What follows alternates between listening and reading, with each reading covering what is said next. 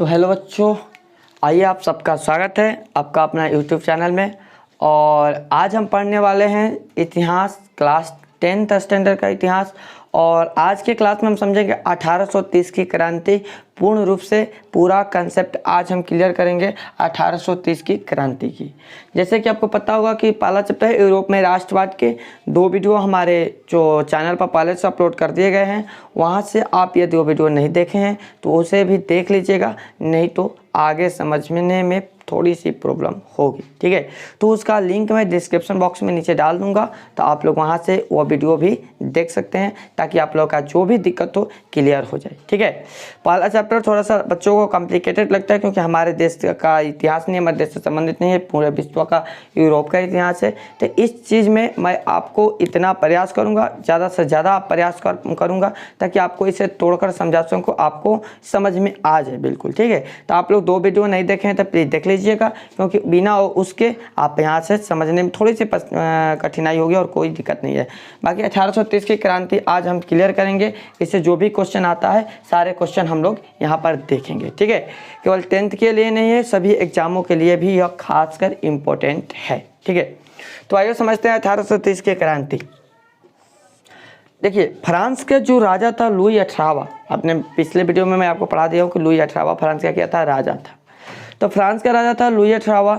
Louis 18वां के बाद में गद्दी पर कौन बैठा, चार्ल्स 10वां। फ्रांस का राजा कौन बना, चार्ल्स 10वां बना। ठीक है, चार्ल्स 10वां एक निरंकुश राजा था। कैसा राजा था, एक निरंकुश एवं प्रतिक्रियावादी शासक। चार्ल्स 10वां निरंकुश एवं प्रतिक्रियावादी शासक था। और इन्होंने क्या किया, सबसे इम्पोर्टेंट चीज़ कि अपने शासन काल में बहुत सारे परिवर्तन लाया। पहले समझ लेते कि 1830 के क्रांति कहते किसको है।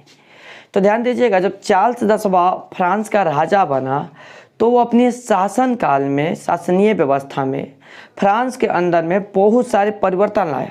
और इन परिवर्तन के कारण फ्रांस के अंदर आपस में गृह युद्ध आरंभ हो गया, जिसे 1830 की क्रांति कहते हैं, या फ्रांस की क्रांति के नाम से भी जानते हैं 1830 की। ठीक है, 1830 की क्रांति कहते हैं या 1830 की क्रांति से उसे समझते हैं। ठीक है, आगे समझते हैं कि अब फ्रांस में उभर रही राष्ट्रीयता, यह फ्रांस में उभर रही, फ्रांस के अंदर में राष्ट्रीयता, पिछले वीडियो में आपको समझाया था कि राष्ट्रवाद क्या है, राष्ट्रीयता कैसे उभर रही थी, फ्रांस में कैसे आ रही थी। तो चार्ल्स 10वां ने क्या किया कि जो फ्रांस के अंदर राष्ट्रीयता उभर कर आ रही थी, जो वहाँ की जनता जनतंत्रवादी हो रही थी, यह उसे दबाने का प्रयास किया। मतलब यह इसका मानना था जो राजतंत्र चल रहा है वही अच्छा है, उसी के आधार पर चलाया जाए। ठीक है, तो इसने क्या किया कि राष्ट्रीयता को, जनतंत्रवादी को दबाने का प्रयास किया, मतलब इसे खत्म करने का प्रयास किया। कहां से, फ्रांस से। ठीक है, इसके लिए उन्होंने क्या किया कि शासन काल में ही संवैधानिक लोकतंत्र की राह कई गतिरोध उत्पन्न करा दिए। ध्यान समझिएगा, चार्ल्स 10वां क्या किया। चार्ल्स 10वां सबसे पहले तो वहाँ पर जो भी राष्ट्रीयता थी, जो भी वहाँ पर जनतंत्रवादी थी, उन्हें दबाने का प्रयास किया। और दूसरा काम क्या किया कि इसे दबाने के लिए लोकतंत्र की राह में अनेक प्रकार की गतिरोध उत्पन्न किया। गतिरोध के मतलब यह हुआ कि जब लोग वहाँ पर लोकतंत्र की तरफ जा रहे थे तो यह वहाँ पर रुकावट उत्पन्न किया, अनेक प्रकार के बाधाएं लगा दी, बाधाएं डाल दी उसमें कि यह लोग लोकतंत्र की तरफ न जा पाए। ठीक है, चार्ल्स 10वां ने क्या किया, प्लोगनेक को प्रधानमंत्री बना दिया। वहाँ पर यूरोप में प्लोगनिक को प्रधानमंत्री बना दिया। किसने, चार्ल्स 10वां ने। ये लुई 18वां के द्वारा जो भी स्थापित, जो पिछले राजा थे लुई 18वां, उनके द्वारा जो भी स्थापित किया गया था, उन समान नागरिक संहिता को स्थान पर शक्तिशाली अभिजात्य की स्थापना कर दी। अब ध्यान दीजिएगा, ये कम नहीं था। इन्होंने ये क्या किया कि जो लुई 18वां के द्वारा जो समान नागरिक संहिता स्थापित की गई थी, सबको एक समान यहाँ पर आना है, सब यहाँ पर एक समान है। यह क्या किया कि वहाँ पर शक्तिशाली अभिजात्य की स्थापना कर दी। मतलब क्या किया कि लुई अठारहवां यहाँ पर किया था कि सब नागरिक जो है एक समान रहेंगे, जितने भी नागरिक है सब नागरिक कैसे रहेंगे, एक समान रहेंगे। लुई अठारहवां की नीति थी। वो क्या किया था कि अब अधिकतर धनी मनी जितने भी लोग थे उनसे वह धन को लेकर गरीबों में बांट दिया था, खेतों को बांट दिया था। आपको पिछले वीडियो में मैं ये पढ़ा चुका हूँ। ये क्या किया कि जब ये प्रधानमंत्री बना तो इन चीज़ को ख़त्म करके सब एक समान रहेंगे, इसको ख़त्म करके ये क्या किया कि वहाँ पर जो शक्तिशाली लोग थे, जो मतलब पैसे वाले थे, उनको यह अधिकार दे दिया। ठीक है, किसने, कौन से, तो प्लॉगनेक। कौन, प्लॉगनेक। अब इससे क्या हुआ कि जब ये उसको अधिकार दे दिया तो वहाँ पर जितने भी उदारवादी लोग थे, जो उदारवादी या हम कहें तो जो प्रतिक्रियावादी लोग थे, उदारवादी प्रतिक्रियावादी लोग थे, उनको इससे प्रॉब्लम हो गई। किससे, प्लॉगनेक से उससे प्रॉब्लम हो गई कि भाई ये लोग नहीं चाहते थे, क्योंकि वहाँ पर सब समान अधिकार दिए गए। तो उदारवादी लोग यहाँ पर अक्सर मध्यम वर्ग से आते थे। तो ये क्या किया कि जब ये कदम उठाया कि शक्तिशाली अभिजात्य को स्थापना कर दिया, मतलब वहीं सब कुछ रहेंगे, उन्होंने क्या समझा कि प्लॉगनेक के उदारवादियों के प्रयोग चुनौती है, एक प्रकार से क्रांतिकारी है। ये इन्होंने षड्यंत्र किया है, प्लॉगनेक को षड्यंत्रवादी समझने लगे। ठीक है, प्रतिनिधि सदन तथा दूसरे उदारवादियों ने प्लॉगनेक के विरोध असंतोष प्रकट की। मतलब क्या, जैसे कि अभी यहाँ पर आपको पता होगा कि जो फोर्स के लेके यहाँ पर जो फैसला लिया गया है उसके प्रति जितने भी नौजवान हैं वो क्या कर रहे हैं, असंतोष प्रकट कर रहे हैं कि नहीं यह अच्छा नहीं है या ठीक नहीं है, असंतोष प्रकट कर रहे हैं ना। उसी प्रकार यह प्रतिक्रियावादी जो सदन के लोग थे, उदारवादी लोग थे, और प्लॉगनेक के विरुद्ध असंतोष प्रकट किए थे। भाई क्यों ना करे, वैसा काम ही किया था। यहाँ पर जो लुई अठारहवां तो पूर्वक नहीं था, क्योंकि लुई अठारहवां ने यहाँ पर समान नागरिक संहिता की स्थापना की थी। यहाँ पर मतलब कि समान नागरिक संहिता का मतलब यह हुआ कि सभी लोग एक समान रहेंगे, कोई भी लोग इधर उधर नहीं रहेंगे, सबका एक समान अधिकार दिया था। किसने, लुई अठारहवां ने। जिससे वो हटाकर, ये प्लॉगनेक जिससे वो हटाकर क्या कर दिया, तो शक्तिशाली अभिजात्य की स्थापना कर दी। यानी कि जो ज़्यादा शक्तिशाली रहेंगे वही वहाँ का प्रधानमंत्री या जो भी कुछ वही वहाँ का हर काम देखेंगे, रहेंगे, उन्हीं का राज चलेगा, ऐसा स्थापित कर दिया। तो इससे जो उदारवादी लोग हैं वो असंतोष तब प्रकट करेंगे। प्रतिनिधि सदन के जो लोग हैं वह इससे असंतोष प्रकट करने लगे। मतलब क्या कि यह उनको नहीं चाहिए था, यह ला दिया। चार्ल्स 10वां ने इस विरुद्ध प्रतिक्रिया स्वरूप 25 जुलाई 1830 को 4 अध्यादेश के द्वारा उदार तत्वों का गला घोट दिया। इन्होंने क्या किया, प्लॉगनेक ने क्या 25 जुलाई 1830 को 4 आधे देश को मिलाकर उदार तत्व, जितने भी उदारवादी के तत्व थे, सबको खत्म कर दिया, सबको नष्ट कर दिया। ठीक है, और इसके कारण, अध्यादेश के प्रभाव के कारण पेरिस में क्रांति की दौड़ लग गई, यानी क्रांति की लहर दौड़ गई। कहाँ पर, पेरिस में। किसके कारण, तो इस प्लॉगनेक के जो ये नियम थे, जो इनके द्वारा नियम लगाए गए थे, इस नियम के कारण यो क्या किया था कि अध्यादेश को 4 अध्यादेश को उदार तत्वों के वहाँ से खत्म कर दिया था, उदार तत्वों को हटा दिया था, जिसके कारण पेरिस में इस आधार पर वहाँ पर क्रांति की लहर दौड़ गई, पेरिस में क्रांति शुरू हो गया। ठीक है, अब यहीं से यह क्रांति शुरू हुआ, जो 1830 की क्रांति हम कह रहे हैं, ये क्रांति यहीं से शुरू हुआ। फ्रांस 28 जुलाई 1830 को फ्रांस में गृह युद्ध आरंभ हो गए, आपस में छोटे छोटे राज्य लड़ने लगे। ठीक है, गृह युद्ध किसे कहते हैं, जब हमारे भारत के अंदर में युद्ध चल रहा हो तो उसे गृह, अभी जो चल रहा है वो गृह युद्ध होगा। ठीक है, तो यहाँ पर गृह युद्ध आरंभ हो गया। ठीक है, जिससे अब इसी गृह युद्ध को 1830 के क्रांति, जुलाई 1830 के क्रांति के नाम से जाना जाता है।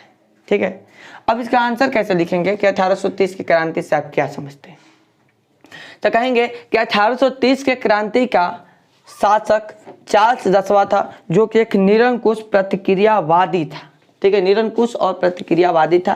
ये अपने शासन काल में कई परिवर्तन लाया और इस परिवर्तन के कारण फ्रांस में अनेकों समस्याएं उत्पन्न हुई। सबसे बड़ा इसका गलती था कि यह प्लॉगनेक को प्रधानमंत्री बना दिया।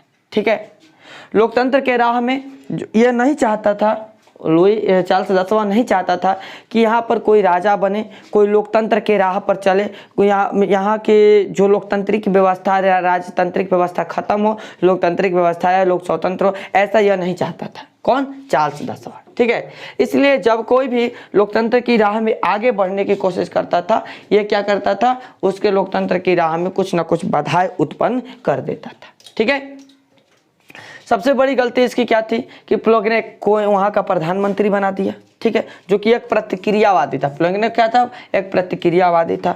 और ये लुई 18वां के द्वारा जो भी समान नागरिक का स्थापना किया गया था, जो यहाँ पर सब नागरिक एक समान रहेंगे, उसको ये नष्ट करके, समान नागरिक संहिता को नष्ट करके वहाँ पर शक्तिशाली अभिजात्य की स्थापना कर दिया।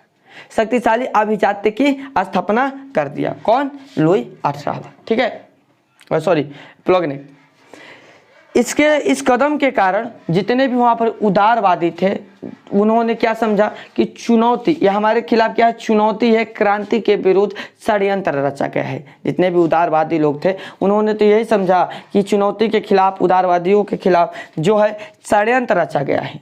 और इसमें जो प्रतिनिधि थे, सदन के लोग थे, उदारवादी, प्लॉगनेक के खिलाफ असंतोष प्रकट किए और चार्ल्स 10वां ने इस विरोध के प्रतिक्रिया स्वरूप 25 जुलाई 1830 को 4 आधा देश को मिलाकर, ध्यान दीजिएगा, वहां से जितने भी उदार तत्व थे, उदारवादियों के तत्व थे, सबको खत्म कर दिया, सबको नष्ट कर दिया। जिसके कारण पेरिस के अंदर पेरिस में गृह युद्ध आरंभ हो गया, यानी पेरिस के अंदर क्रांति की लहर दौड़ पड़ी। और इस क्रांति के कारण फ्रांस में जगह जगह पर 28 जुलाई 1830 को गृह युद्ध आरंभ हो जाता है। और यह गृह युद्ध आरंभ होने के कारण ही इसे 1830 की क्रांति कहा जाता है। जुलाई 1830 की क्रांति समझा जाता है। ठीक है, तो जुलाई 1830 की क्रांति आप लोग समझ गए। अब हम लोग समझते हैं इसका परिणाम क्या हुआ। जुलाई 1830 की क्रांति का परिणाम क्या हुआ? तो चार्ल्स 10वां जो था राजगद्दी त्याग। पहला परिणाम यह हुआ कि जब फ्रांस में गृह युद्ध आरंभ हुआ, फ्रांस में लोग लड़ने लगे आपस में, तब अब चार्ल्स 10वां के पास में कोई ऑप्शन नहीं था, उसे सुधारने का कोई नियम नहीं था जिससे वो उसे रोक सके। इसलिए क्या किया कि राजगद्दी को त्याग कर, वहाँ के राजगद्दी को त्याग कर इंग्लैंड भाग गया। ठीक है, कहाँ भाग गया? इंग्लैंड भाग गया। और बुर्बो वंश, चूंकि चार्ल्स 10वां बुर्बो वंश की स्थापना किया था, तो इस तरह बुर्बो वंश का अंत होता है और यहाँ से नया आर्लिया वंश की स्थापना होती है। यहाँ से आर्लिया वंश की स्थापना होती है, जहाँ के राजा लुई फिलिप नया राजा बना। लुई फिलिप के राजा बनाने में वहाँ के उदारवादियों के, वहाँ के पत्रकारों के हाथ था। यानी कि वहाँ के पत्रकारों, वहाँ के उदारवादियों, वहाँ के मतलब जितने भी लोग थे, उनके नियमानुसार, उनके कहने पर यह वहाँ का राजा बना लुई फिलिप। ठीक है, लेकिन आगे चलकर इसके भी खिलाफ फ्रांस में आवाज़ उठने लगे और इससे भी वहाँ के राजगद्दी को त्यागना पड़ा था। ठीक है, आगे हम देखेंगे। अब इसके प्रभाव को देख लेते हैं कि 1830 के क्रांति के प्रभाव क्या पड़ा। ठीक है, सबसे पहला, देश में जो कट्टर राजसत्तावादियों का प्रभाव जो था वह कम हो रहा था। इसका प्रभाव पड़ा कि देश में जो कट्टर राजसत्तावादी का प्रभाव था वह कम हो रहा था।